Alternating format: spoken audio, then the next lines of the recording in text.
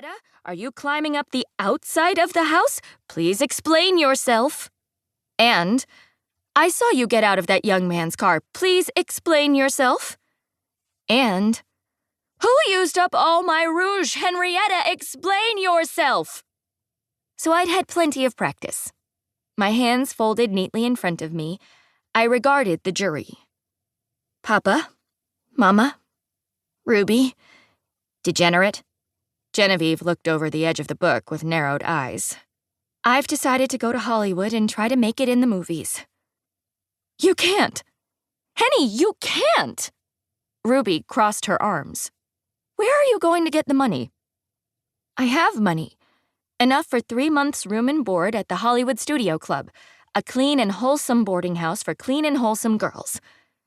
Genevieve, who shared a bedroom with me, and had witnessed me using our fire escape to great personal advantage over the last few years, snorted a laugh but said nothing.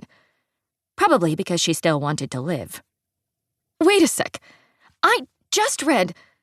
Ruby jumped up from her chair and popped back into the dining room a moment later, the sail of an open newspaper crinkling around her. Look at this. Parents plead for information about missing girl.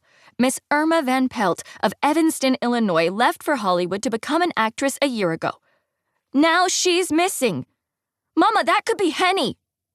In spite of the stab of pity I felt for Miss Irma Van Pelt, I considered this a low blow from Ruby. She knew that young girls could find danger down sunny side streets in small towns just as easily as in a place like Hollywood. I hardly gave the article a glance before snatching the paper out of Ruby's hands. Probably ran off with some millionaire European magnate, I said, balling it up and tossing it into a corner. Anyway, it said she had a hard time finding any work, and I won't have to worry about that. Ruby crossed her arms. Oh, really? I can't imagine the studios let just anyone in off the street. I sat up straighter. You are looking at the winner of the Woodbury Facial Soap Citywide Beauty Contest. Prize? One-way ticket to Hollywood and a bona fide screen test. Ruby went white as I reached into my pocket and pulled out my trump card. The ticket, a folded-up certificate, and a letter of congratulations from the president of Woodbury Facial Soap, instructing me when and where to go for my screen test. Let me see that, Ruby said, pulling the bundle from between my fingers.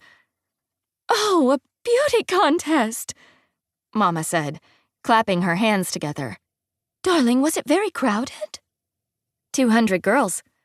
It was actually closer to 20, but my family didn't need to know that. Did they climb out of Lake Michigan? Genevieve asked, and I flicked a pea at her.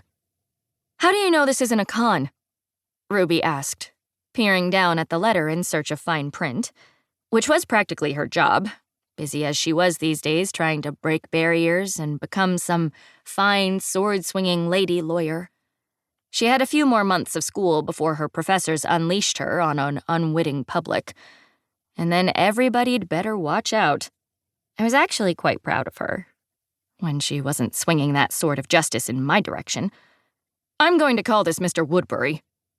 She got up from the table right then, although it was Sunday night and I doubted even the hard-working people at the Woodbury Facial Soap Company would be in the office.